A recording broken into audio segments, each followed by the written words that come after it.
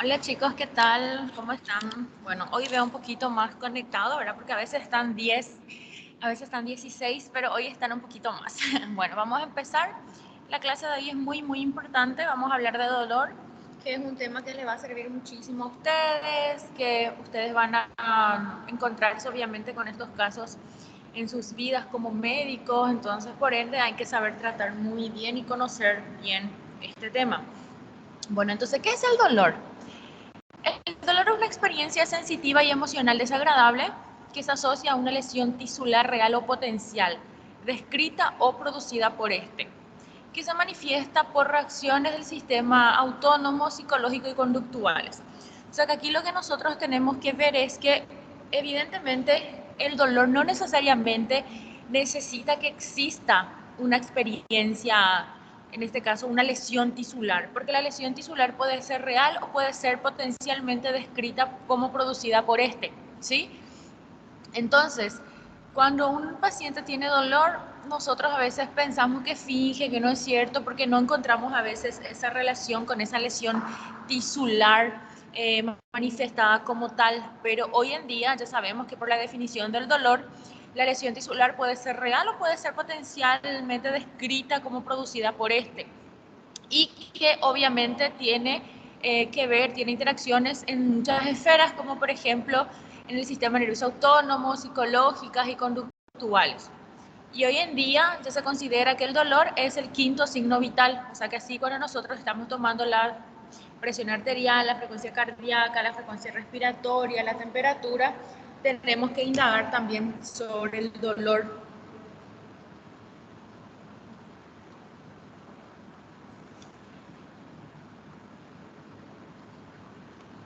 Bueno, el cáncer es una enfermedad sintomática. Nosotros sabemos que el paciente con cáncer tiene una infinidad de síntomas.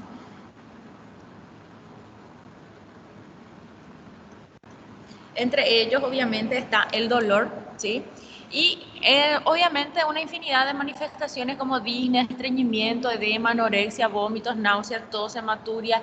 Y el dolor forma parte de toda la constelación de síntomas que tiene el cáncer. Y el dolor por cáncer, evidentemente, es uno de los síntomas que más distrés o sufrimiento puede ocasionar al paciente durante el tratamiento activo en la fase avanzada o terminal. O sea que el dolor es una constante que está presente siempre, ¿sí?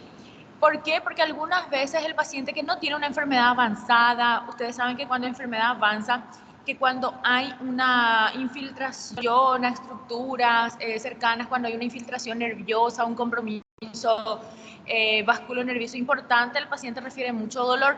¿Y por qué se produce esto? Por la extensión de la enfermedad. Y es el típico paciente oncológico que llora de dolor, pero no necesariamente tiene que ser una enfermedad avanzada para que el paciente sienta dolor, sino que el mismo tratamiento oncológico ocasiona un distrés, un dolor para el paciente. Muchas de las cirugías son cirugías muy grandes, cirugías muy extensas, que provoca dolor por algún compromiso somático importante, somático visceral importante. El propio tratamiento quimioterápico, algunas drogas son muy neurotóxicas, producen mucho dolor. La infiltración de la enfermedad de estructuras nerviosas, como ya les expliqué, o sea que es una constante, siempre vamos a encontrar el paciente oncológico que refiere a dolor, el dolor, entonces un denominador común que va a aparecer en la vida de estos pacientes. Y la mayoría de los dolores, gracias a Dios y a la ciencia, todo lo que ha avanzado, podemos controlarlo satisfactoriamente, ¿sí? O sea, que podemos nosotros controlar con un adecuado tratamiento farmacológico. Pero a pesar de todo esto, el 25% de los pacientes con cáncer siguen muriendo con dolor y esto es lo que nosotros tenemos que evitar que suceda, ¿sí? Tenemos que evitar que suceda que el paciente siga muriendo con dolor a pesar de todo lo que nosotros ya conocemos del dolor, todo lo que ya sabemos de su fisiopatología, todo lo que conocemos de las drogas, de los analgésicos. Ningún paciente hoy día puede seguir muriendo con dolor. Bueno, ¿qué hacemos para evaluar el dolor? Para un tratamiento eficaz debemos realizar una detallada evaluación del dolor. ¿Por qué? Porque para evaluar el dolor necesitamos conocer unas cuantas cosas como por ejemplo la causa del dolor, la intensidad, la localización, la calidad, la evolución y los factores asociados. Así como cuando yo siempre les explico, ¿verdad?, a mis alumnos, cuando indaguen el dolor, tienen que indagar lo máximo posible, todos los detalles relacionados con el dolor, porque nos da una impresión de lo que pueda tener el paciente, de la intensidad del tratamiento potencial que yo le puedo brindar según las características que yo voy recogiendo de ese dolor. En cuanto a la localización, debemos precisar bien la topografía del dolor para poder definir la estructura involucrada, así como la progresión anatómica desde que empezó. O sea, yo tengo que definir bien dónde inició el dolor, cuál es la estructura anatómica involucrada, si es la tibia, si es un músculo, si es un brazo, la cabeza, ¿verdad? Yo tengo que precisar bien, el paciente me tiene que decir bien dónde, para que yo pueda conocer la topografía y a partir de ahí entonces yo definir si el dolor puede tener una irradiación o no. Y para definir esto le vamos a pedir al paciente que señale con el dedo los puntos donde percibe el dolor en su cuerpo, ¿sí? O le dibujamos, le señalamos un esquema, un dibujito donde el paciente puede señalar dónde mismo refiere sentir ese dolor, ¿sí? Nosotros tenemos que siempre tener en cuenta que es muy importante definir la localización, la estructura anatómica relacionada para no confundir el dolor con la irradiación, porque muchas veces se confunde muchísimo la irradiación del dolor con lo que sería la localización y se trata mal y el paciente no mejora su dolor o sufre complicaciones agudas porque el médico no es capaz de interpretar de una forma correcta una localización versus una irradiación. En la irradiación del dolor tenemos que conocer sus irradiaciones, que muchas veces son características de un dolor, por ejemplo, la irradiación a un hombro de un dolor sufrénico o a miembro superior izquierdo de un dolor anginoso. A veces esto lleva a errores frecuentes diagnósticos, en donde se confunde muchísimo la irradiación con la localización. Pacientes que se tratan, por ejemplo, por otra patología y en realidad era otra, como por ejemplo gonalgia, y en realidad puede ser una patología coxofemoral, pero el paciente refiere dolor en los genitales, ¿sí? Entonces es demasiado importante conocer bien esto, precisar bien para no incurrir en errores terapéuticos. En cuanto a lo que se refiere al carácter, tenemos que definir bien el carácter. Ustedes por semiología ya conocen que el dolor puede tener estos caracteres, como puede ser un dolor a tipo cólico, como el típico dolor, por ejemplo, visceral, el típico dolor de la inflamación intestinal, del cólico renal, del cólico biliar. Es un dolor que va y viene, se alivia por momentos. Un dolor urétrico, como por ejemplo el dolor de la radiculopatía, de la neuropatía. Un dolor de carácter sordo, como el dolor de un intestino, por ejemplo, ¿sí?, que no se puede precisar bien. Un dolor constrictivo, que puede ser un dolor de alguna disección, por ejemplo, pulsátil, como el de algún tipo de cefalea. Algunas neuralgias también dan un dolor característico tipo quemante, ¿sí? Puede ser punzante, puede ser fulgurante, terebrante, un dolor continuo. ¿Verdad? Los caracteres que ustedes tienen que definir. En la intensidad, ustedes lo que tienen que es ver si el dolor interfiere o no de distintas formas en la vida del paciente, si limita los movimientos, si afecta la actividad física, la actividad diaria, el estado anímico, si inhibe el sueño. Es muy importante porque a veces el paciente consulta por insomnio, consulta por depresión, pero en realidad, ¿qué se le da? Se le da antidepresivos, se le da, por ejemplo, algún tipo de somnífero para que el paciente pueda dormir, el paciente mejore su estado anímico, pero en realidad lo que le ocasiona ese estado de disconfort, ese estado de insomnio, que el paciente no puede dormir bien, que está incómodo, que está triste, que no puede realizar sus actividades, es el dolor. Muchas veces nosotros no interpretamos correctamente que no es darle antidepresivo, que no es darle ansiolítico, no es ver calmar el dolor. Al calmarse el dolor, el paciente va a estar mejor, con mejor estado anímico, va a poder conciliar el sueño, ¿verdad? Entonces a veces hace falta un analgésico para que el paciente pueda estar bien. ¿Y por qué a veces no hacemos un buen abordaje, no abordamos de forma correcta a los pacientes que refieren dolor? Porque nosotros no interrogamos, no nos vamos en el fondo de del problema. El paciente viene triste, dice que no puede dormir, nosotros no indagamos si tiene algún dolor, no indagamos, no le revisamos algún factor que puede ser en este caso preponderante para ocasionarle un dolor a un paciente. Entonces es muy importante siempre esto, tener en cuenta que el dolor puede afectar en estas esferas la vida del paciente y que a veces yo, tratando el dolor, yo puedo omitir realizar algún tipo de tratamiento desnecesario en el paciente, ¿verdad? Entonces podemos evaluar el dolor, cómo aparece. El dolor puede aparecer de forma brusca, como por ejemplo la cefalea intensa aguda por la hemorragia subaracnoidea, en donde el paciente refiere exactamente que se recuerda el día y la hora y qué estaba haciendo en ese momento cuando se produjo la cefalea, ¿sí? El paciente refiere exactamente, dice, por ejemplo, yo estaba comiendo algo, yo estaba tomando tereré y ahí sentí un dolor de cabeza muy intenso, que fue como que si algo se hubiera roto dentro de mi cabeza. El paciente recuerda exactamente cuándo empezó, ¿sí? O puede ser de forma gradual, como por ejemplo los dolores tipo cólico, que empiezan de forma leve, moderada y va subiendo de intensidad, ¿sí? También es importante, tan importante es evaluar cómo empieza, si es de forma brusca, si es de forma gradual, o también cómo termina. Cómo termina, si se alivia espontáneamente, si termina, si se alivia con algún cambio de posición, con algún analgésico, con alguna comida, ¿verdad? Es muy importante. Entonces tienen que tener en cuenta los factores desencadenantes y los factores que alivian el dolor. Entre los factores desencadenantes son los que pueden aumentar el dolor, como por ejemplo el dolor puede aumentar con los movimientos de la articulación del miembro que le duele al paciente, ¿sí? Por los movimientos, la tos, el dolor pleurítico, por ejemplo, puede aumentar cuando el paciente respira de forma profunda, o algún dolor puede aumentar cuando el paciente puja, o algún dolor de alguna úlcera puede aumentar con el ayuno, con el contacto directo o presiones físicas ejercidas. Y los factores que alivian el dolor. ¿Cómo se alivia ese dolor?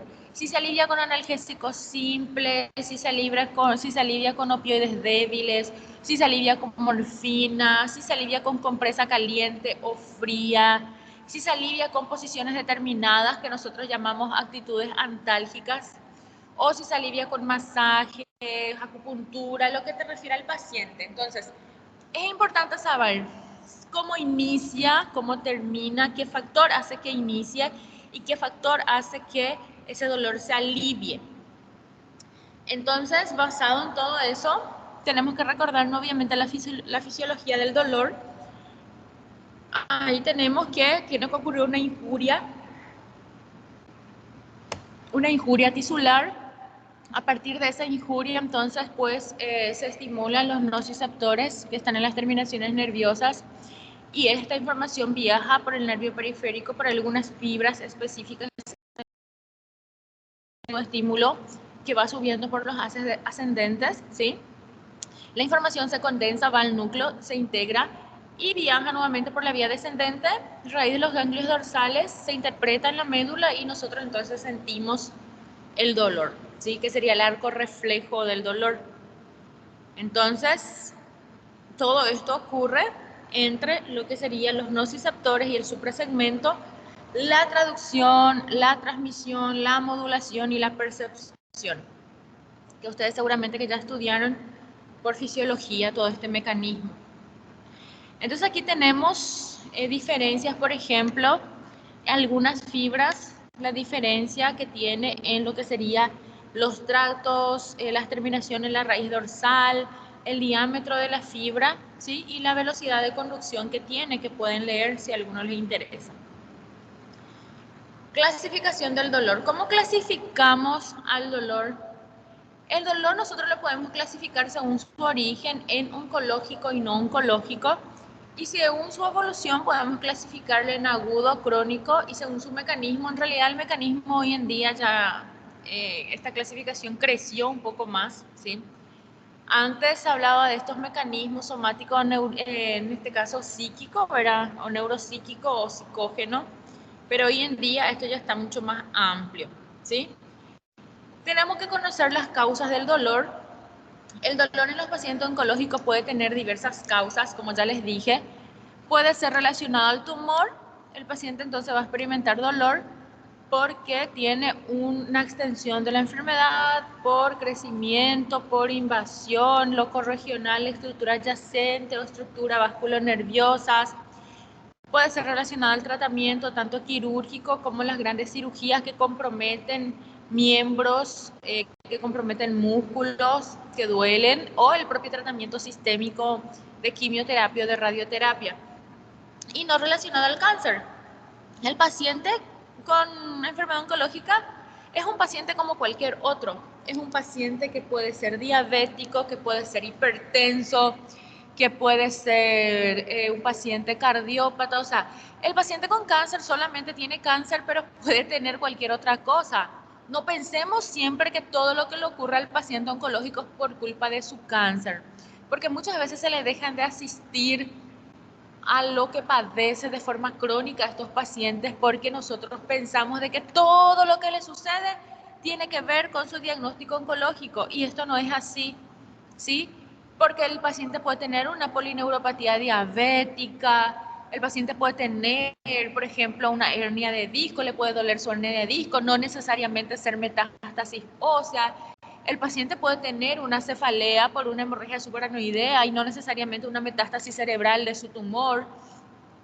Entonces, cuando evalúen bien a un paciente oncológico que te refiere el dolor, tienen que descartar primero, obviamente, que no esté relacionado con la enfermedad o con el tratamiento. Y si no encontramos, puede el paciente tener un cólico nefrítico, un cólico biliar, una colecistitis. El paciente oncológico es un paciente como cualquier otro que tiene el derecho de enfermarse como cualquier otro. Entonces no le encasillemos más a que todo lo que tiene el paciente oncológico es por su cáncer, porque así muchas veces se les deja de prestar atención a estos pacientes porque ya tienen una patología oncológica. Entonces, este chip ustedes tienen que sacar ya de su cabeza y tratarle al paciente como si fuera un paciente que puede padecer de cualquier otro tipo de enfermedad crónica y tiene el derecho de sentir dolor, tiene el derecho de ser tratado como un paciente como si no tuviera esa patología, ¿verdad? Bueno, entonces el dolor por cáncer tiene diferencia, o sea, tiene varios orígenes, ¿verdad? Clasificándose en función de su intensidad, en dolor agudo, en dolor crónico, irruptivo. Entre los tipos de dolor tenemos el dolor agudo y el dolor crónico, que son muy diferentes en cuanto a sus características. El dolor agudo es el dolor que el paciente recuerda exactamente dónde le duele, es punzante, bien localizado, siempre cumple la función de alarma. ¿Sí? El dolor, por ejemplo, de un paciente que tuvo un accidente automovilístico o que se lesionó, que se cayó, que se fracturó. Este paciente va a sentir dolor en el mismo sitio donde ocurrió la injuria, va bien localizado y cumple una función de alarma porque en ese momento donde ocurren las rupturas de algunas fibras, donde se estimulan los nociceptores, ellos suben la información al suprasegmento para que el cerebro se proteja de esa lesión tisular. Entonces el dolor agudo es un dolor normal, es un dolor fisiológico que se activa como mecanismo de defensa. Es punzante y bien localizado. El dolor crónico es el dolor patológico, ¿sí? El dolor crónico es el dolor patológico, es el dolor que se siente como una pesadez, como una molestia, como comezón, como un dolor difuso, pobremente localizado. Y este dolor es patológico y no es un dolor que cumple ningún tipo de función de alarma. Su función es de reacción, ¿sí? Entonces el dolor crónico siempre es patológico, no cumple ninguna función de alarma, cumple función de reacción y es un dolor pobremente localizado o no localizado, difuso, ¿verdad? Totalmente diferente que el dolor agudo.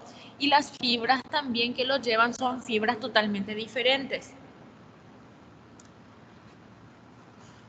Y el dolor puede tener varios orígenes también en función del mismo, ¿sí?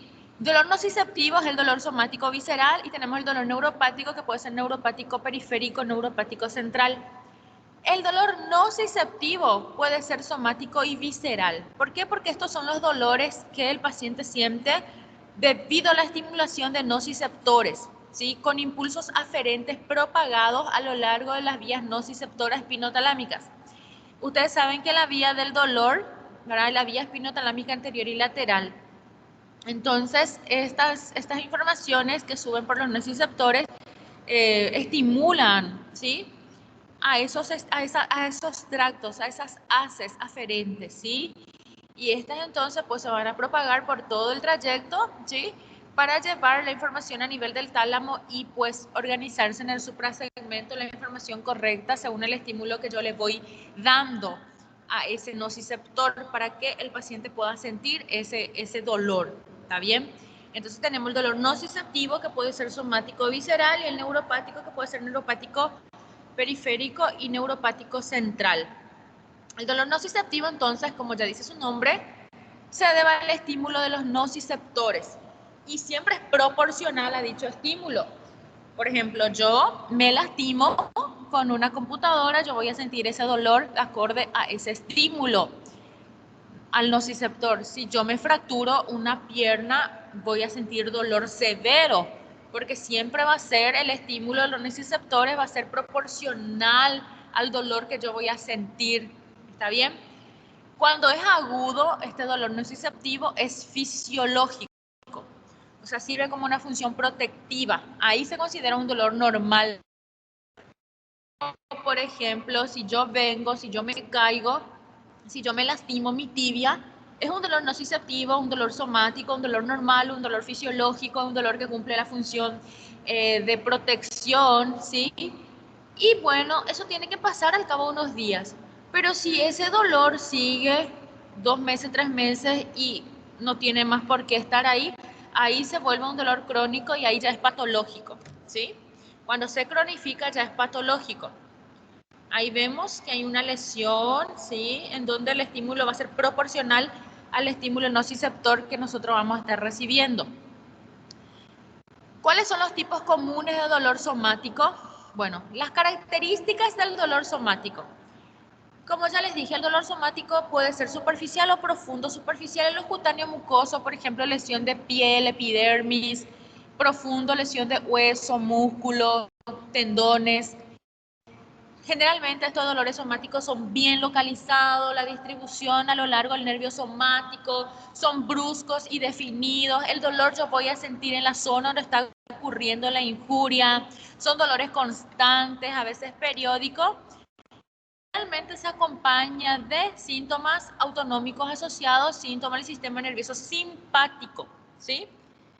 En caso de que el dolor sea profundo, sí puede haber un estímulo vagal, como por ejemplo una fractura de un hueso importante, en donde obviamente es un dolor profundo y ahí sí ya puede haber algún estímulo del sistema nervioso parasimpático, ¿verdad? Ya pueden haber algún tipo de estímulos vagales. Entonces, muy importante saber que este dolor somático es muy diferente al dolor visceral, muy diferente al dolor visceral. El dolor somático es cuando hay, en este caso, lesión de piel, mucosa, hueso, músculo, ¿sí? Que puede ser superficial en el caso de que la lesión sea de piel y mucosas, o profundo en el caso de que la lesión sea de hueso, de músculo, de tendones. Son bien localizados, están distribuidos a lo largo del nervio somático, bruscos y definidos. Dolor en la zona de la injuria, que puede ser constante o periódico, y generalmente están relacionados a estímulos simpáticos, a no ser que el dolor sea profundo, algún compromiso muscular u óseo importante, ahí sí puedo tener algún tipo de estimulación del sistema nervioso parasimpático. Luego tenemos el dolor visceral, que tiene características totalmente diferentes, ¿sí? El dolor visceral puede ser un dolor visceral localizado, referido, parietal localizado, parietal referido. Y a diferencia del dolor somático, el dolor visceral es pobremente localizado, la irradiación es difusa, es un dolor tipo cólico, continuo, a veces es un dolor sordo, como cuando yo, por ejemplo, me duele en una zona del intestino, yo no sé si es intestino grueso, intestino delgado, si es riñón. El paciente dice que le duele la panza, ¿verdad?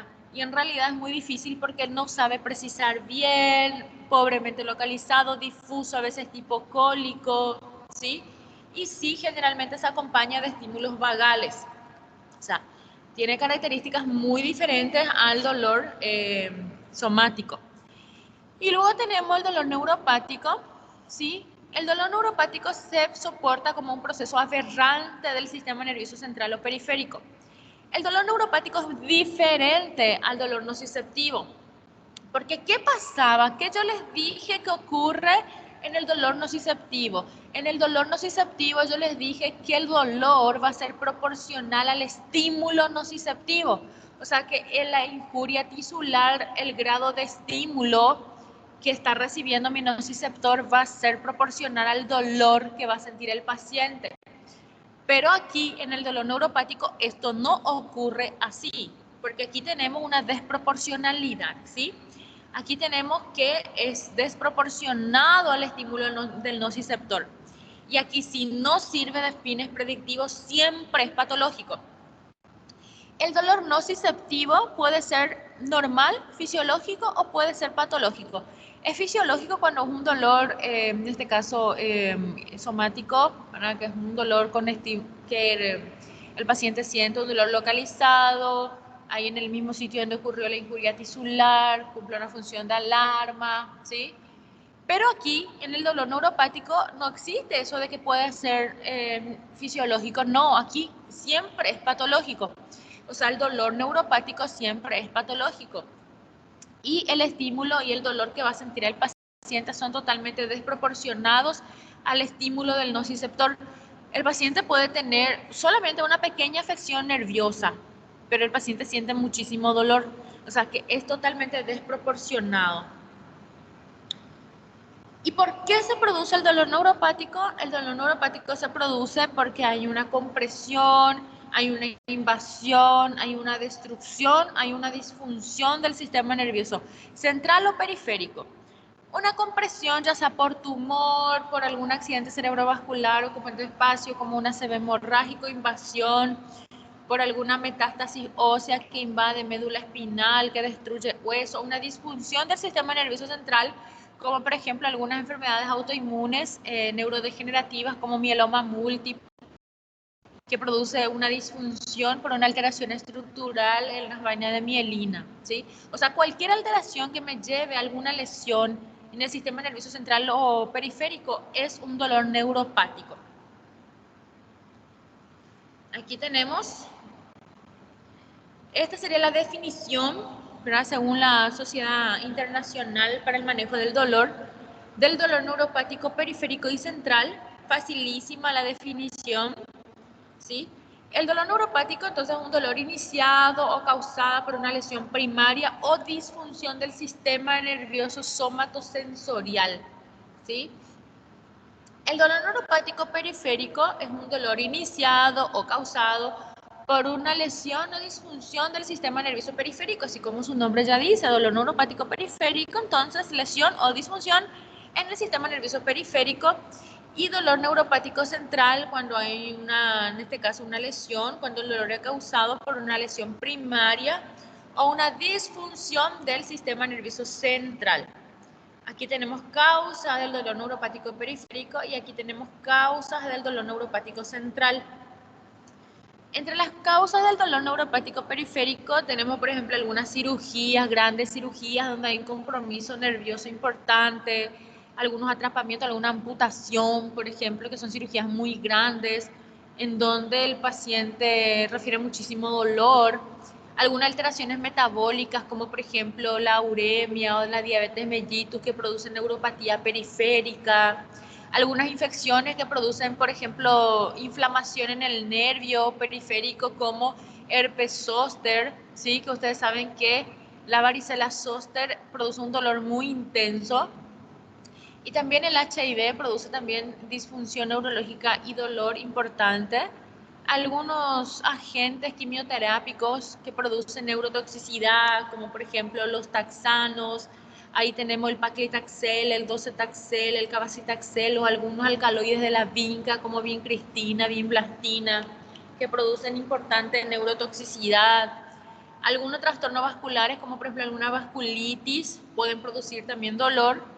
Algunas alteraciones nutricionales por déficit de vitaminas que van a producir algún tipo de dolor neuropático periférico porque va a faltar algún elemento de la estructura como tal de lo que compone el nervio periférico. Ahí vamos a encontrar los déficits de niacina, tiamina, piridoxina, o vamos a tener dolor neuropático periférico por los propios efectos directos del cáncer, que serían sus metástasis, ¿sí? Las metástasis óseas o el propio tratamiento, como ya les comenté. Luego tenemos las causas del dolor neuropático central, todo lo que ocurre en el sistema nervioso central. Aquí podemos tener los ACV, los accidentes cerebrovasculares, el ACV isquémico, el ACV hemorrágico.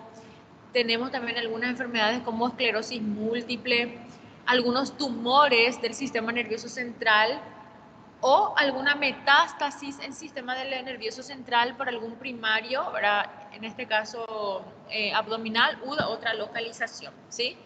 Producen dolor neuropático. Y luego tenemos el dolor mixto. En el dolor mixto tenemos los dolores que tienen componentes nociceptores y neuropáticos, como por ejemplo el síndrome de la cirugía lumbral fallida, el síndrome del dolor regional complejo. El síndrome de cirugía lumbar fallida sería un paciente, por ejemplo, a ver qué se me ocurre, sí, un paciente con hernia de disco. Un paciente con hernia de disco siente mucho el dolor. Estos pacientes sienten muchísimo dolor, los pacientes que tienen hernia discal. ¿Qué pasa con estos pacientes? Estos pacientes a veces requieren una intervención quirúrgica para poder descomprimir y mejorar el dolor y obviamente resolver el problema de la hernia. Pero a veces el paciente se somete a una intervención quirúrgica por el dolor de la hernia de disco y luego el lugar donde se hizo la cirugía, donde se hizo la incisión, etcétera, cicatriza y cicatriza de forma muy fibrótica y el paciente queda con un dolor mucho más intenso al que tenía previa a la cirugía, ¿sí? Esto es muy frecuente, ¿sí? Y se le conoce como cirugía lumbar fallida, en donde el paciente tenía un dolor, se somete a una cirugía por ese dolor, pero el paciente hace una cicatrización fibrótica y el resultado posterior a la cirugía le duele mucho más que cuando el paciente no se ha operado. Entonces, esto es muy importante, por ejemplo, si ustedes tienen un paciente que ya se operó de una hernia de disco, pero el paciente no se le alivia el dolor, incluso refiere que le duele mucho más que antes. Puede ser de que sea verdad y puede ser de que estemos en presencia de este síndrome, que es el síndrome de la cirugía lumbar fallida, que es un dolor mixto, donde tenemos componentes nociceptores, donde tenemos componentes neuropáticos importantes. Y vamos a poder abordar bien si le hacemos un buen interrogatorio y un buen examen físico al paciente, ¿verdad? Después está el dolor idiopático, que sería el dolor psicógeno, ¿sí? Acá no se halla ninguna lesión subyacente. El dolor es desproporcionado al grado de injuria tisular que se halle, ¿sí? Es el típico paciente que no se encuentra nada entre las causas del dolor, que se hace todos los estudios, que nosotros no encontramos nada que le pueda ocasionar la lesión tisular, pero el paciente refiere dolor. Y este paciente no siente dolor, el paciente está fingiendo. No, el paciente siente dolor. Lo que es un tipo de dolor que es un dolor psicógeno, que es un dolor idiopático, ¿sí? Entonces, por favor, nunca digan que el paciente está fingiendo, que el paciente está inventando. Puede ser de que no sea un dolor nociceptivo, de que no sea un dolor somático, visceral o neuropático, pero existe el dolor psicógeno y puede ser de que el paciente tenga este dolor psicógeno. Y tenemos que abordarle bien al paciente, al individuo, en todas sus esferas para poder identificar que realmente el paciente tiene un dolor que existe y que es un dolor tipo psicógeno que realmente merece un abordaje también en general para que el paciente pueda dejar de sentir dolor, porque estos pacientes que dicen que tienen dolor y nosotros sí le decimos que no hay nada, que no tiene por qué tener dolor, que no tiene, y nosotros minimizamos lo que tiene el paciente y no le damos la importancia necesaria porque pensamos que está fingiendo, que no es cierto. Entonces nosotros estamos haciendo mal, estamos incurriendo, ¿verdad? Porque realmente existe un dolor psicógeno y tenemos que tratarlo como un dolor idiopático, ¿está bien? Y obviamente el tratamiento no va a ser analgésico, sino que va a ser tratamiento, ¿verdad? De abordaje psicológico, en donde se van a ir identificando algunas emociones que pueda tener el paciente y que puede estar somatizando en su cuerpo en forma de dolor. Entonces sí, por favor, tengan cuidado con estos chicos. Entonces el dolor neuropático, el dolor idiopático no se encuentra, ninguna lesión tisular y el paciente refiere dolor. Aquí tenemos la presentación de los diferentes tipos de dolor, ¿sí? Son ejemplos muy buenos, muy prácticos, que les va a servir muchísimo a ustedes. Habla de dolor neuropático, del dolor mixto y el dolor nociceptivo como un resumito general. Del dolor neuropático dice que es el dolor iniciado causado por una lesión primaria o disfunción en el sistema nervioso central o periférico. Si hay una disfunción, una lesión en el sistema nervioso periférico, es un dolor neuropático periférico. O si hay una lesión o una disfunción en el sistema nervioso central, se va a llamar dolor neuropático central. Aquí están algunos ejemplos de dolor neuropático periférico. Por ejemplo, aparece la neuralgia posherpética, que ustedes saben que duele muchísimo. Los que ya tuvieron herpes, varicela zoster, perdón, los que ya tuvieron varicela zoster, saben que duele muchísimo. Cuando se localiza a lo largo de los nervios intercostales, duele muchísimo. Yo ya tuve, yo sé que es un dolor intensísimo, ¿verdad? Que es un dolor neuropático periférico. Está la neuralgia del trigémino también, que es un dolor que requiere un abordaje interesante porque el paciente también refiere incluso algún tipo de grado de invalidez por el dolor que expresan. La neuropatía diabética también duele muchísimo. La neuropatía posterior a una cirugía para alguna disfunción de algún nervio también duele. Y la neuropatía postraumática. Tenemos algunas causas centrales, por ejemplo, dolor posterior a un accidente cerebrovascular. Tenemos algunos descriptores comunes de estos dolores, que son dolores quemantes, que a veces el paciente refiere como un hormigueo o una hipersensibilidad al tacto frío. El paciente te dice así: yo siento como si me corre, yo siento mucho calambre, como si fuera que me tocan y ya me duele muchísimo, ¿verdad? Esa es la característica que refiere el paciente con este tipo de dolor.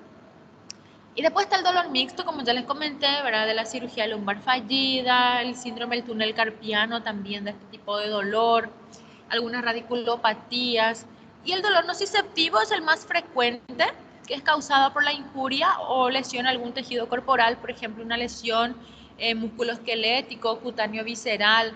Aquí tenemos el dolor por la inflamación, el típico dolor por un proceso inflamatorio, el dolor de las extremidades después de un trauma, de una fractura, ¿verdad? De una contusión o una lesión articular por una artritis, ¿sí? El paciente refiere que son dolores cortantes o punzantes, ¿verdad? Entonces es muy importante. Aquí hay un ejemplo bastante elocuente, ¿verdad? De todo lo que, de esos tipos de dolores, de la definición y sus ejemplos. Después está el dolor, que es el breathwork pain, que es el dolor que supera el tratamiento establecido. Es el dolor que aparece después que el paciente abandona bruscamente su medicación analgésica, ¿sí? Que son pacientes con dolores crónicos, tratados con analgésicos, usualmente más de un grupo de analgésicos. Y son estos pacientes que vienen llorando en la urgencia de dolor, pero el paciente no tenía dolor previamente porque estaba con analgésicos. En el momento en que se le terminó el analgésico al paciente o que el paciente suspendió por propio criterio, el dolor aparece de una forma muy intensa y muy aguda, se agudiza, un dolor que era crónico. Este es el típico dolor del breathwork pain, ¿verdad? Entonces, tienen que tener también en cuenta esto. En un paciente que está siendo tratado por un dolor crónico, que recibe múltiples esquemas de analgésico para el control del dolor, que no tienen que suspender bruscamente, que si le falta no tienen que suspender, que tienen que tener, en este caso, los medicamentos ya para que no le falte, porque si el paciente no tiene la medicación adecuada o le falta la medicación y suspende de forma brusca, pues puede aparecer un dolor agudo muy intenso, ¿verdad? Posterior a ese abandono o al incurrir a las dosis requeridas de ese fármaco, ¿sí? Tienen que tener también en cuenta. Bueno, para la medición del dolor,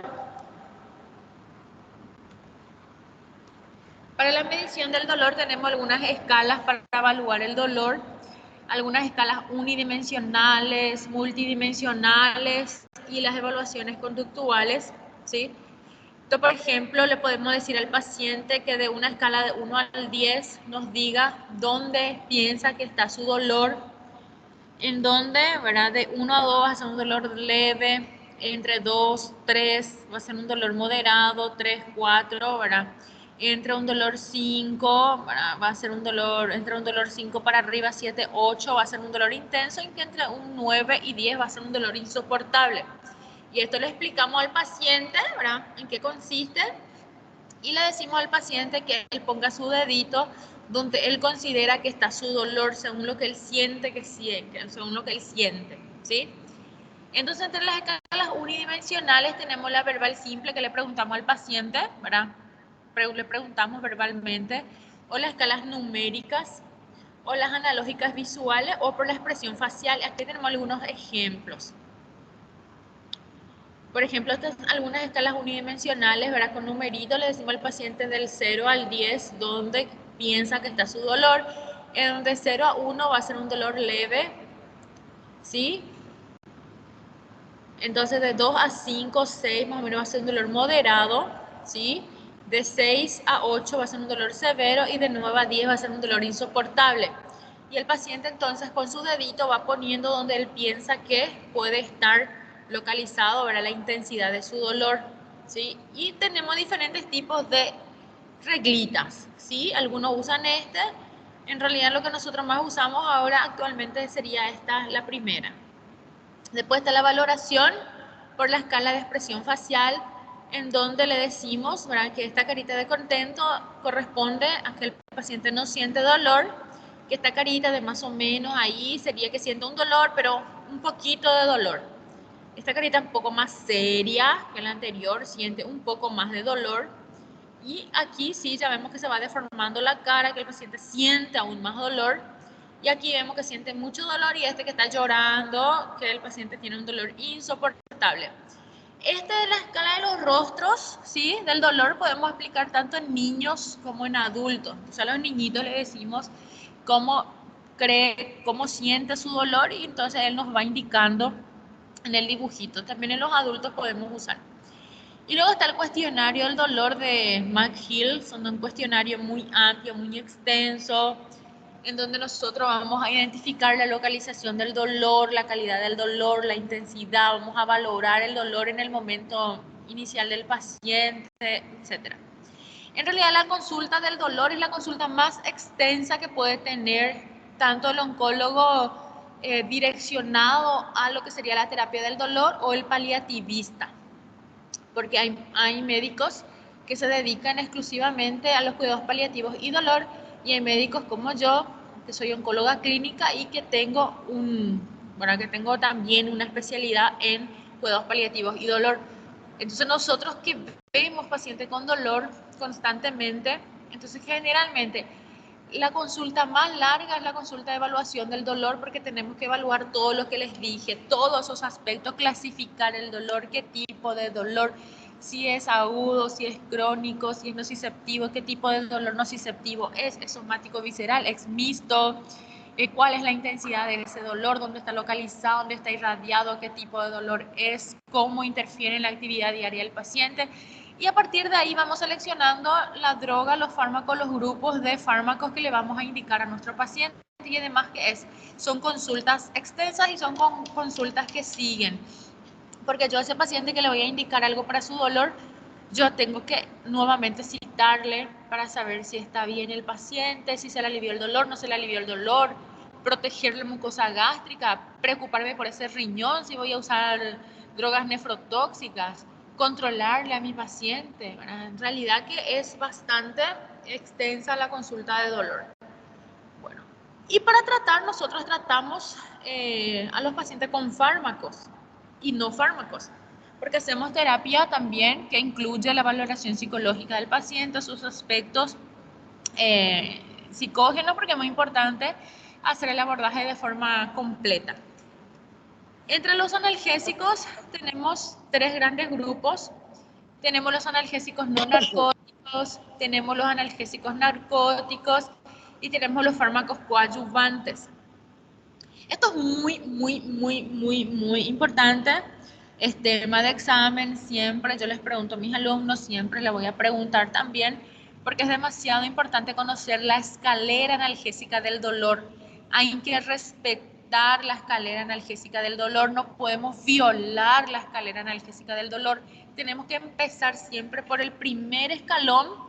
En el primer escalón de la escalera analgésica del dolor de la Organización Mundial de la Salud están los analgésicos no opioides, que son los primeros que yo tengo que ir usando.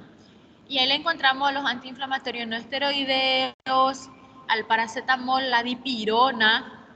Luego tenemos, si mi paciente no se le alivia su dolor con la primera escalera analgésica del dolor, a dosis terapéutica con la posología correcta, porque también tengo que ver si yo no estoy usando mal ese analgésico no opioides. Si yo le estoy dando ibuprofeno cada 8, yo no le estoy tratando el dolor.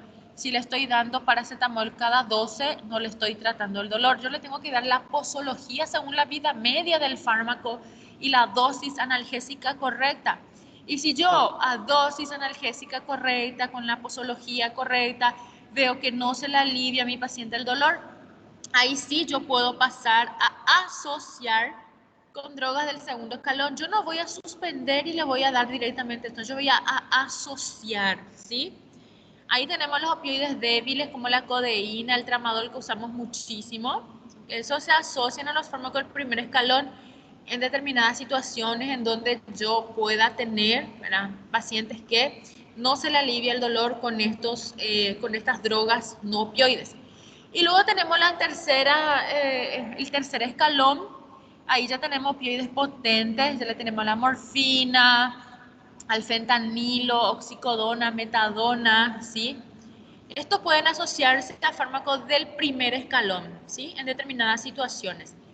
Los opioides potentes se pueden asociar con los analgésicos no opioides, no con los opioides. No puedo yo asociar opioide débil con opioide potente, no puedo hacer esta combinación. Si yo voy a combinar, yo combino drogas del segundo escalón con del primer escalón, o drogas del tercer escalón con drogas del segundo escalón, o puedo usar los fármacos coadyuvantes, que se puede usar en cualquiera de las situaciones, ¿verdad? Los fármacos coadyuvantes son drogas que no son analgésicos, pero que según su mecanismo de acción puede tener una utilidad clínica en el control de algún tipo de dolor. Entre los analgésicos no opioides tenemos los analgésicos no opioides, ¿verdad?, que se usan para el tratamiento del dolor leve a moderado. Aquí usamos la aspirina. También podemos utilizar los antiinflamatorios no esteroideos, podemos usar el paracetamol, ¿sí? ¿Qué hacen estos agentes? Estos actúan sobre el sistema nervioso periférico y lo que van a hacer es bloquear la generación de estímulos dolorosos en los nociceptores. O sea, lo que van a hacer es bloquear los nociceptores, bloquean la generación de impulso nervioso a partir de los nociceptores. Por eso se usan los dolores nociceptivos. Entre estas drogas tenemos inhibidores periféricos de las prostaglandinas y tenemos inhibidores centrales de las prostaglandinas. ¿Qué hacen los inhibidores periféricos de la prostaglandina? Ellos lo que van a hacer es inhibir a esa enzima que ustedes ya conocen, que es la ciclooxigenasa. ¿Qué hace la ciclooxigenasa? La ciclooxigenasa es la que inicia la síntesis de prostaglandina a partir del ácido araquidónico. Entonces yo voy a bloquear esto, ¿sí? Yo voy a bloquear la síntesis de prostaglandina, ¿sí? Bloqueando a la enzima que me va a convertir ácido araquidónico a prostaglandina, bloqueando la ciclooxigenasa, ¿está bien? Y luego están los inhibidores centrales. Esto lo que van a hacer es actuar selectivamente sobre los tejidos nerviosos. Estos son más analgésicos que antiinflamatorios. Acá, por ejemplo, encontramos el paracetamol, la dipirona, ¿sí? ¿Cuáles son las acciones de estas drogas del primer escalón? Son antiinflamatorios, son analgésicos, son antipiréticos y algunos antiagregantes plaquetarios, excepto los inhibidores selectivos de la ciclooxigenasa 2. Según su actividad, estas drogas del primer escalón se pueden dividir en drogas que tienen una actividad antiinflamatoria baja, moderada y alta, o según su acción terapéutica pueden ser antipiréticos, antiinflamatorios o analgésicos puros, ¿sí? Entre los que tienen baja actividad antiinflamatoria tenemos el paracetamol y la dipirona. Los que tienen moderada actividad antiinflamatoria tenemos el ibuprofeno, y alta actividad antiinflamatoria tenemos los salicilatos, ¿verdad? Como la aspirina y los oxicam, meloxicam, piroxicam, etc. Según su actividad terapéutica tenemos antipiréticos, ¿verdad? El paracetamol, que tiene una baja actividad antiinflamatoria y es antipirético. La dipirona también es un analgésico antipirético, ¿sí? Y son algunos antipiréticos y antiinflamatorios, como por ejemplo la aspirina, el diclofenac, el ibuprofeno, el piroxicam. El ibuprofeno es una droga muy buena, a mí me encanta usar el ibuprofeno, ¿sí? Me encanta también usar la dipirona. Y tenemos algunos antiespasmódicos como la clonexina, por ejemplo. Y estos son, ¿verdad?, del grupo farmacológico. Y el fármaco prototipo, nosotros usamos muchísimo los ácidos, ¿verdad? En este caso los ácidos salicílicos, como el ácido acetilsalicílico. Ahora ya dejó de usarse mucho por el tema del dengue, que la aspirina dejó de usarse para el control del dolor, pero la aspirina es una droga buenísima para el control del dolor. Con la epidemia del dengue se dejó de usar como, pero en realidad es una droga buenísima. Y están los ácidos fenólicos, aquí le tenemos la pirazolona como el metamizol, que sería nuestra dipirona. Y tenemos los oxicam como el piroxicam, el meloxicam. Y están los ácidos acéticos, aquí tenemos los ácidos, el ácido indolacético como la indometacina, pirrolacético como el ketorolaco. También tenemos otros como por ejemplo el ácido propiónico como el naproxeno. A mí me encanta el naproxeno, para mí es una droga buenísima. Una droga para el primer escalón, para usarle, es buenísima el naproxeno. A mí me encanta usar, tengo muy buenos resultados con el naproxeno. Y están los ácidos nicotínicos como la clonexina, por ejemplo. Sí, y están los no ácidos, que aquí el que más usamos sería los parabenofenoles como el paracetamol. Esto yo quiero que vean muy bien, porque es donde se cometen muchísimos errores, por lo general en el manejo del dolor. ¿Por qué se cometen muchos errores? Porque la gente trata mal, generalmente utilizan de forma errónea. Por ejemplo, si yo le estoy dando a mi paciente dipirona, yo no le puedo dar dipirona 500 miligramos cada 12 ni cada 8. ¿Por qué? Porque su posología es cada 6. Yo puedo usar 3000 miligramos. ¿Está bien? Entonces yo tengo que darle realmente la posología correcta, un comprimido cada 6 horas, ¿verdad? Que sería la dosis analgésica de mi aspirina, ¿sí? Tengo que darle la dosis correcta, la posología correcta, lo mismo con mi ibuprofeno. Se usa cada 4 a 6 horas, yo no puedo dar ibuprofeno cada 8, yo no puedo dar ibuprofeno cada 12. Yo no puedo dar ibuprofeno 400 miligramos cada 12 o 200 miligramos cada 8, no está mal. Yo tengo que dar la posología correcta hasta la dosis máxima que permita controlar el dolor. Yo no le voy a iniciar, obviamente, con 400 miligramos cada 4. Yo le puedo iniciar con 200 miligramos cada 4, subirla a 300, irla a 400, ¿sí? Pero usar todo lo que yo puedo de ese fármaco, usar la dosis y después decir que no se le alivia el dolor. Porque este es el error que yo siempre veo en mi práctica diaria con los residentes, con los médicos en salas, con todos, porque me dicen, no, se le puso, ¿y por qué tiene morfina? No, porque no se le alivia el dolor con tal y tal. ¿Y qué le pusiste? Ya tenía paracetamol 500 cada 8, ya tenía dipirona 1 cada 2, pero no estabas tratado, no estaba bien. Tenés que usar la dosis máxima que puedes usar con la posología correcta según la vida media de tu medicamento. Si no se me alivia mi dolor y yo estoy usando 1 gramo cada 6 horas de mi dipirona, perfecto, no se le alivia entonces el dolor con la dipirona. Pero yo no puedo decir si es que yo no estoy usando la forma correcta de ese fármaco. Por eso les traje esta aquí, para que vean que el paracetamol se indica cada 4 a 6 horas, el naproxeno cada 6 a 8, el ketorolac cada 6, el ibuprofeno cada 4 a 6. Yo odio el ketorolac. Lo odio porque su posología es cada 6 horas, porque las ampollas son de 60 miligramos y porque la dosis máxima es de 120 miligramos, o sea que yo puedo usar solamente 2 ampollas en el día y tengo que fraccionar muy bien. Entonces, en realidad a mí yo no uso mucho el ketorolac por eso, porque no me permite su vida media y su posología usar cantidades extremas, ¿verdad? Porque 120 miligramos es su dosis máxima y yo con 2 ampollitas de ketorolac ya alcanzo ya la dosis máxima, ¿verdad? Entonces es terrible. Y están algunos AINES que son COX-2 selectivos. Aquí tenemos el Celecoxib, Etoricoxib, que es muy bueno para las artritis reumatoides y eso, ¿verdad? Tenemos el Meloxicam. El Meloxicam en realidad yo ninguno de estos uso mucho. El Etoricoxib sí, si es que tengo un componente inflamatorio importante, como pacientes con patologías autoinmunes, por ejemplo, ¿sí? El Meloxicam tampoco utilizo porque el Meloxicam su dosis TET es de 15 miligramos y nosotros en Paraguay tenemos la presentación de 15 miligramos, o sea que yo le puedo dar solo hasta cada 24 horas y en realidad no me conviene, ¿sí? ¿Cuáles son las indicaciones de esos fármacos que yo les hablé? Esos fármacos se indican para el dolor nociceptivo con componente inflamatorio para una intensidad leve a moderada, por ejemplo, dolor óseo, degenerativo, tumoral, osteomuscular, para los dolores viscerales, algias infantiles, los dolores traumáticos, las dismenorreas, ¿sí? Algunos cólicos.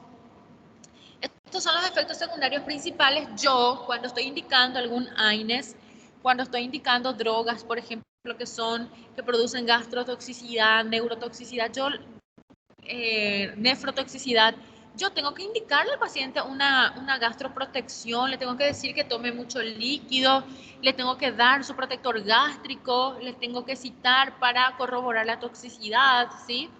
Entonces tengo que preocuparme, no es darle un ibuprofeno que se vaya y que se da con su vida y a ver qué pasó de ese paciente. No, es ver, se le alivió, no se le alivió, no está haciendo ninguna toxicidad, cómo está su función renal, preocuparme por ese paciente, ¿sí? Y estas son algunas interacciones, ¿verdad?, que usted tiene que tener en cuenta. Las contraindicaciones de las drogas del primer escalón, ¿sí? Algunas contraindicaciones absolutas, obviamente la hipersensibilidad. Si el paciente es alérgico a los AINES, yo no le voy a dar la hipersensibilidad a los AINES, es una contraindicación absoluta.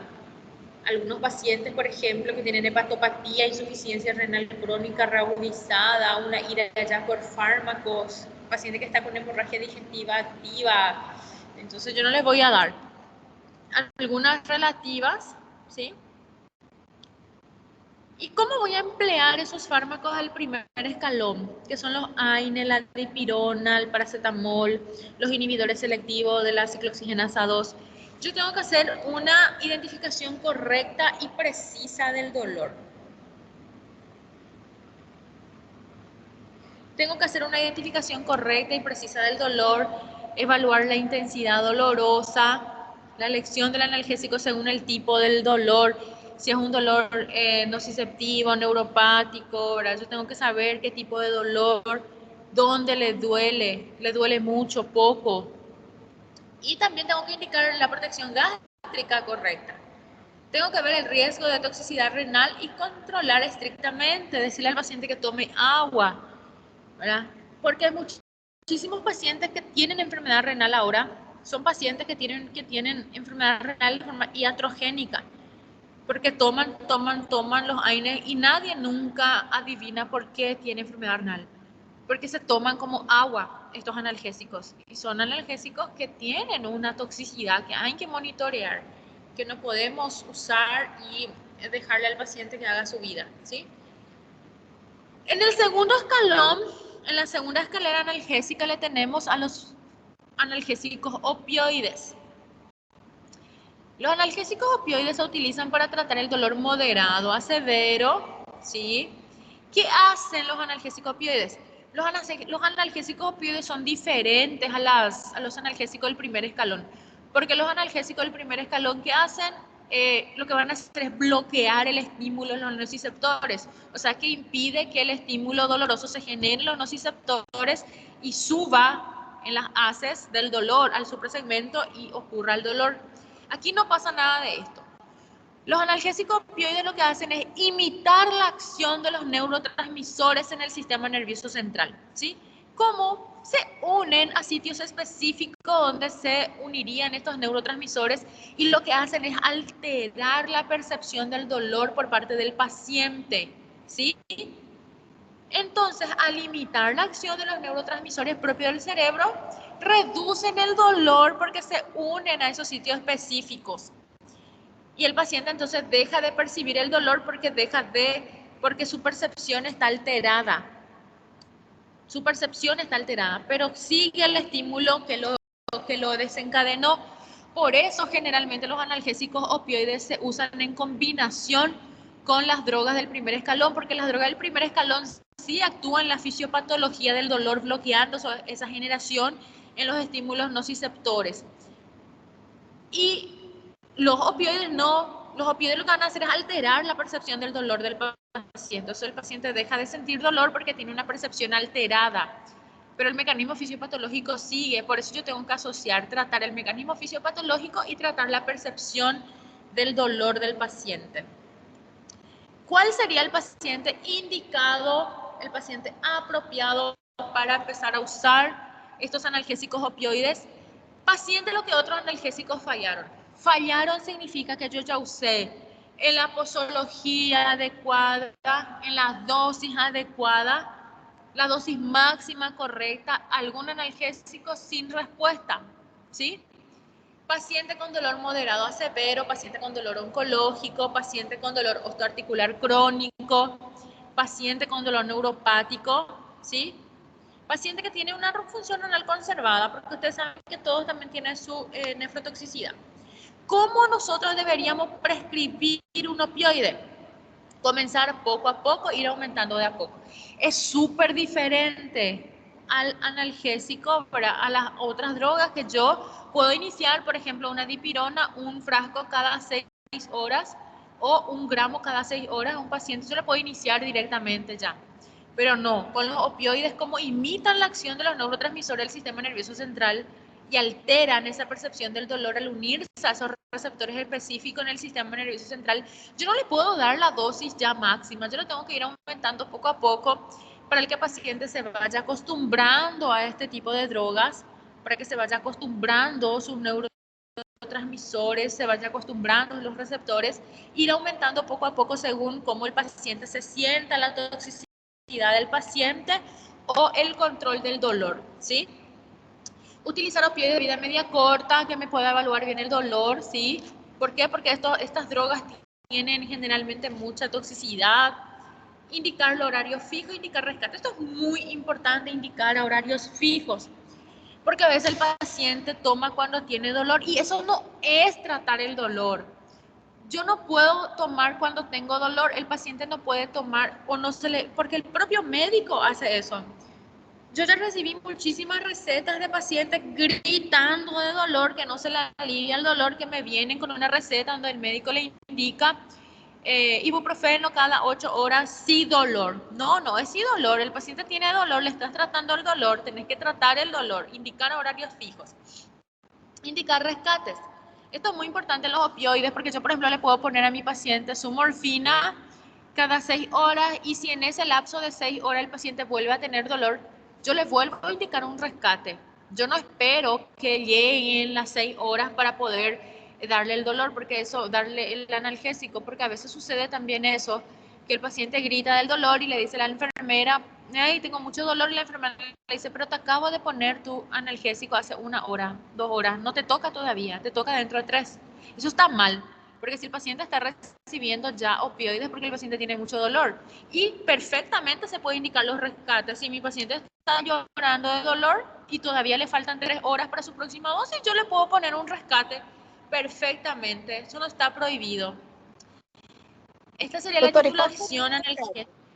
Hola, ¿alguien está hablando? E qual seria o resgate nesse caso? Rescate, ponerle otra vez una dosis más del medicamento. Por ejemplo, si le tocaba media ampolla de morfina cada 6 horas y mi paciente ya llora de dolor porque todavía no le toca su dosis, yo le puedo poner nuevamente una ampolla más hasta que le llegue su horario, que sería el rescate, poner una dosis adicional. Gracias. Bueno, aquí estamos los opioides que se puede usar, ¿verdad? Con la vía oral, ¿sí? Y obviamente la posología, su dosis de mantenimiento y su dosis de carga. Yo sé que ustedes ya dieron fármaco, pero yo les quiero dejar nuevamente todo el resumen de toda la posología porque es demasiado importante, porque veo muchos errores en la práctica médica. La codeína se indica cada 6 a 4 horas, ¿sí? El tramadol se indica cada 6 a 8 horas, ¿sí? Es muy importante conocer cómo voy a empezar, cómo le voy a hacer su dosis de mantenimiento. A mí lo que me importa muchísimo es la posología, porque esto es lo que no manejan. Porque yo recibo pacientes que no reciben su medicación, por eso les duele nuevamente, por eso gritan nuevamente del dolor. Porque se le está dando cada 8 horas fármacos que su vida media dura 6 o dura 4 horas. Entonces, obviamente que le va a doler nuevamente. Entonces, es muy importante conocer esto. Estos son algunos opioides que podemos usar por vía parenteral. Nosotros usamos mucho la morfina, a mí me encanta la morfina. También tenemos el tramadol. La meperidina también se puede usar, pero más para los pacientes, por ejemplo, que tienen pancreatitis. Nosotros no usamos para el control de nuestros pacientes, ¿verdad? De dolor crónico, porque produce mucha irritabilidad en el sistema nervioso central la meperidina y puede ocasionar convulsiones, etc. También tenemos la vía supraranoidea, tenemos la vía peridural, ¿sí? Aquí tenemos, por ejemplo, algunos opioides, algunas drogas con su efecto adverso más importante. La mayoría de ellos producen náuseas, vómito, constipación, hipotensión arterial. Generalmente los que más se quejan los pacientes es de sequedad de boca, de náuseas, de vómitos. Con la morfina, la hipotensión. Aquí tenemos el tratamiento de algunos efectos secundarios, como por ejemplo, si el paciente tiene náuseas, nosotros le tenemos que indicar un buen antiemético, ¿sí? Puede tener prurito, puede tener depresión respiratoria, que puede ser muy grave, y aquí tenemos el antídoto, la naloxona, ¿sí? Puede hacerme retención urinaria también por opioides, ¿sí? Esta sería la definición de la depresión respiratoria. Yo le puedo estar dando opioides a mi paciente y el paciente me hace una depresión respiratoria. Cuando yo sospecho, cuando hace una frecuencia respiratoria menos de 8 respiraciones por minuto. ¿Y qué le voy a hacer a este paciente si yo sospecho que tiene una depresión respiratoria por opioides? Yo le tengo que poner oxígeno, le tengo que estimular, le tengo que aumentar, en este caso le tengo que llamar al anestesista y ponerle el antídoto, que es la naloxona, ¿sí? Que yo tengo que diluir una ampolla en días de suero fisiológico y yo voy a ir inyectando un cc, ¿sí? Hasta que el paciente tenga una frecuencia respiratoria mayor a 8, ¿sí? Y si yo tengo una extrema urgencia, el paciente no respira absolutamente nada, yo puedo inyectar media ampolla completa, ¿sí? En bolo. Aquí están algunos ejemplos. Nosotros no usamos la buprenorfina, ¿sí? Son analgésicos opioides, ¿verdad? Que tienen una alta afinidad por receptores de opioides, ¿sí? Que tiene un perfil agonista muscarínico y según su dosis también puede comportarse como antagonista kappa. Nosotros no usamos en realidad porque produce mucho síndrome de abstinencia. Acá ahora tiene presentación en parches. Nosotros usamos el parche de fentanilo. Entre los opioides que tienen una presentación en parches usamos el fentanilo. El fentanilo es muy potente. El fentanilo es súper potente. El fentanilo tiene una potencia del 75 a 100 y es 120 veces más potente que la morfina. Entonces, si el paciente falla la morfina, no se le alivia el dolor con la morfina, entonces es candidato a fentanilo, ¿verdad? Que es una droga, un opioide súper potente. Los parches inician su acción a las 8 horas, 3 días duran su acción, ¿sí? Su pico se alcanza a las 24 y 30 horas y tiene una biodisponibilidad del 92%. Aquí están los parches de fentanilo, ¿verdad? Que se venden en el mercado. El fentanilo, como ya les dije, nosotros usamos en forma de parches.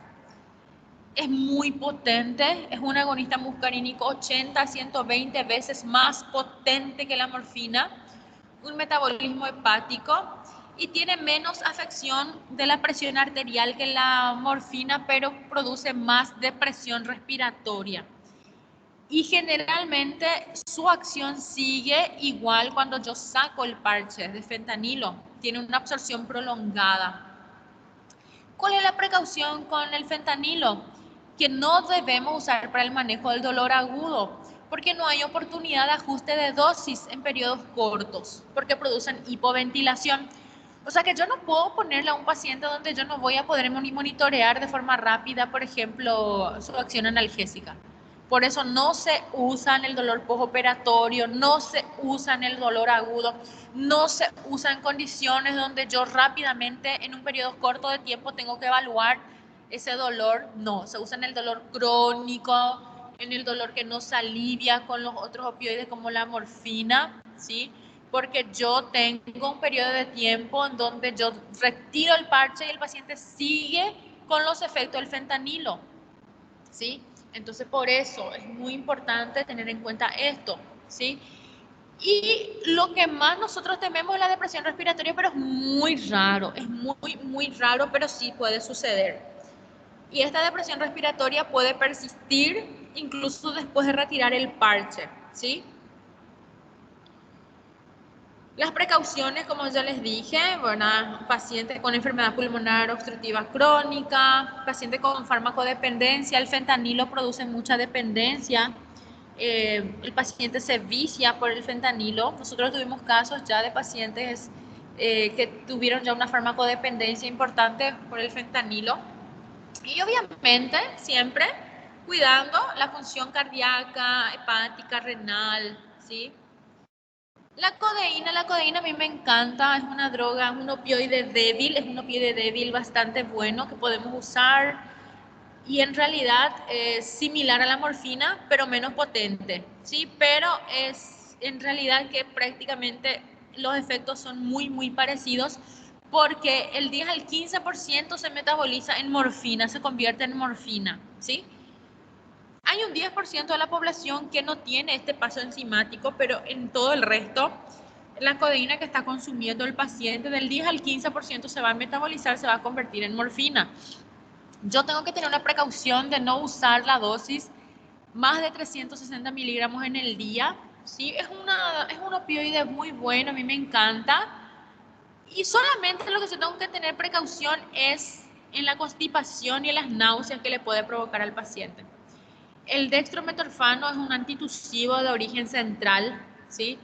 Que también podría reducir la tolerancia a los opioides, ¿sí? Nosotros podemos usar como antitusivo en los pacientes que tienen dolor, por ejemplo. El dextroproposifeno no usamos, es un agonista muscarínico débil, es menos que la codeína, ¿sí? Y es potenciado cuando se usa en combinación con algunos AINES, pero nosotros no usamos, no usamos. La metadona tampoco usamos, pero sí yo les traigo toda la definición para que ustedes vayan viendo, ¿sí? La metadona es un opioide sintético y no tiene relación estructural con la morfina. Es un agonista muscarínico y tiene una acción bloqueante de algunos receptores específicos del sistema nervioso central, ¿sí? Tiene una larga vida media. Lo que se está usando la metadona hoy en día es para tratar la desintoxicación con heroína, por ejemplo, en unos pacientes que tienen adicción a la heroína, se usa metadona para ir desintoxicando a estos pacientes, ¿verdad? Pero nosotros no usamos porque tiene una dosificación y un efecto acumulativo en el sistema nervioso central. No usamos como analgésico. La meperidina que usan mucho los cirujanos, nosotros no. La meperidina es una agonista con alta afinidad por los receptores kappa. Tiene una acción bloqueadora de los canales de sodio-potasio, ¿sí? Y por esto mismo tiene un efecto de irritabilidad en el sistema nervioso central, produce mioclonía, convulsiones, porque tienen esta acción sobre los canales de sodio-potasio. Nosotros no usamos como analgésico a no ser que el paciente tenga una pancreatitis aguda, que es donde se está usando. La morfina, que me encanta. La morfina es barata, es cómoda, tiene todas las posologías que podemos aspirar, se podemos usar vía oral, gotitas, comprimidos, cápsulas, intracraneal, peridural, subdural. Es una droga hermosísima, a mí me encanta la morfina. La morfina, que es un alcaloide del opio, ¿sí? 10% del polvo del opio es morfina y tiene una acción sobre los receptores muscarínicos, diversas vía administración. ¿Cuál es el problema con la morfina? Generalmente la hipotensión, ¿sí? La hipotensión, pero es una droga que no tiene efecto techo, no tiene efecto techo. O sea que yo le puedo dar toda la morfina a mi paciente que mi paciente requiera para su dolor. No es como el paracetamol, la dipirona, etcétera, drogas que tienen una dosis tóxica. La morfina no. La morfina no tiene efecto techo. Si mi paciente requiere morfina cada 2 horas, le doy cada 2. Si requiere cada 3 horas, le doy cada 3. ¿Cuál es el problema entonces con la morfina? La toxicidad. Obviamente la toxicidad, eso es lo que me frena a mí. Si mi paciente está confuso, está muy sedado, está muy hipotenso, con mucha sequedad bucal, obviamente yo no le puedo estar dando mucha morfina. Yo le puedo dar toda la morfina que mi paciente tolere. La única limitación con mi morfina va a ser la reacción adversa, los efectos tóxicos. Si mi paciente tolera y requiere, yo le doy lo que requiera porque no tiene dosis tóxica, ¿verdad? El efecto techo. Y aquí tenemos la presentación.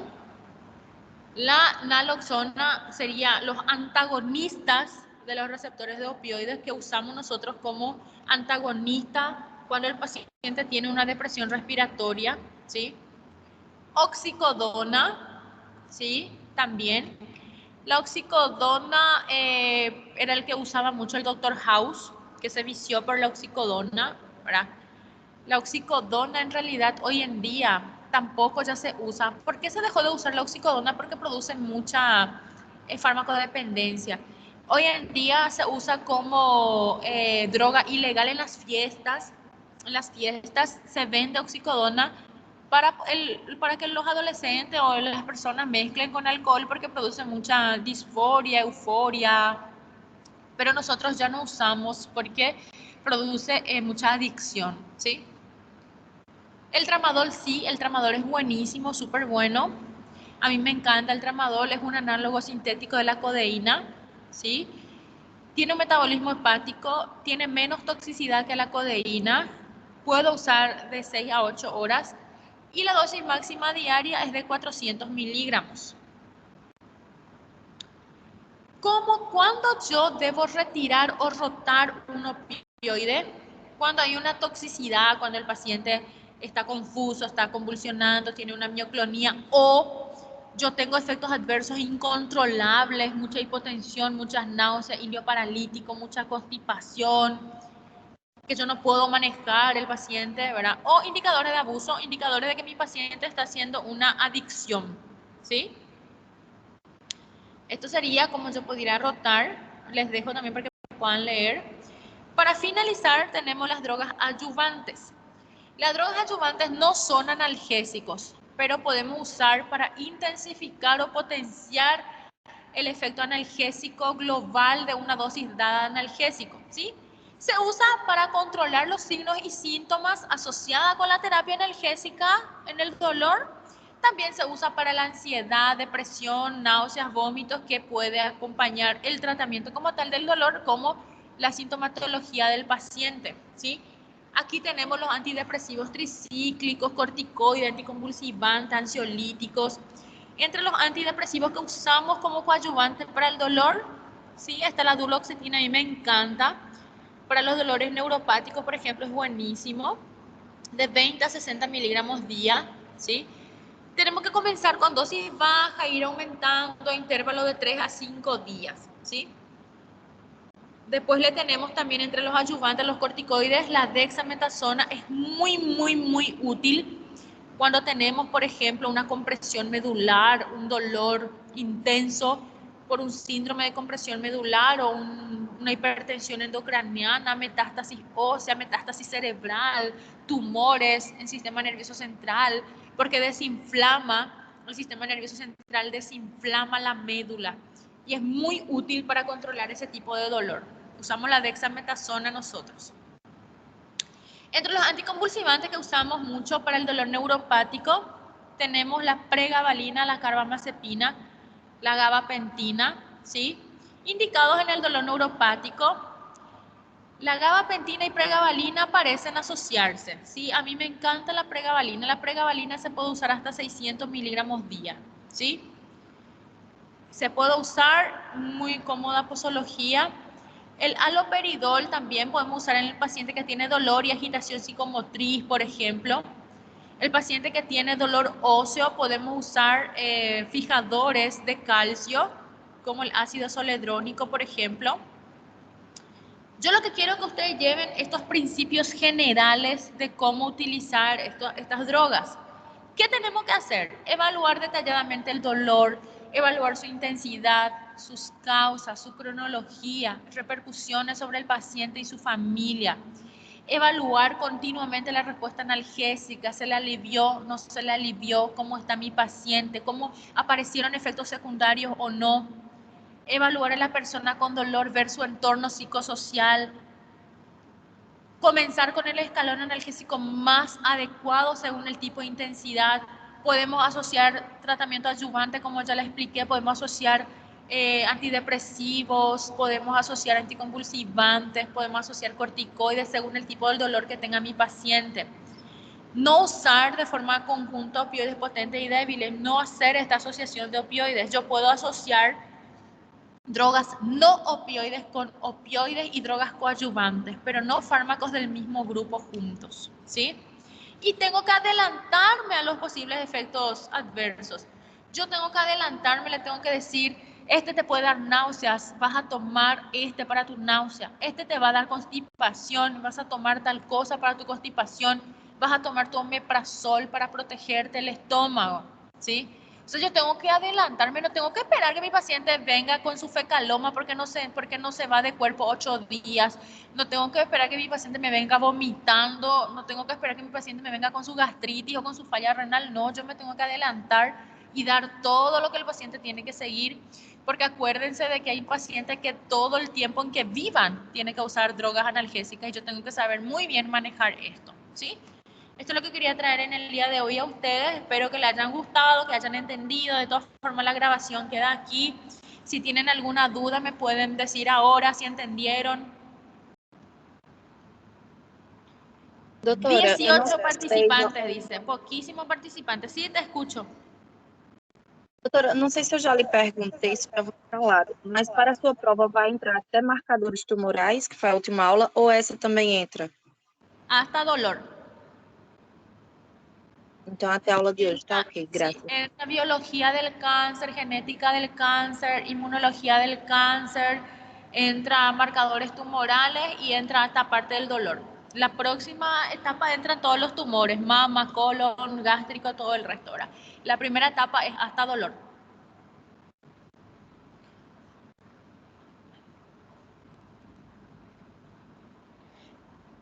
Y además de que deben ir ustedes estudiando porque muy pocos se conectan. Y yo no sé si la gente entiende, si está entendiendo o no está entendiendo. Veo acá muy poquitos alumnos siempre conectados, ¿verdad? Entonces siempre es muy importante porque los alumnos que leen después generalmente no, si tienen dudas ya no van a poder evacuar sus dudas, ¿verdad? Bueno chicos, muchísimas gracias. Entonces vayan leyendo. Si ustedes tienen una duda antes, ustedes me dejan en el chat o me escriben. Yo les voy a responder. ¿Está bien? Ha sido un gusto. Nos encontramos la próxima para el examen. Espero que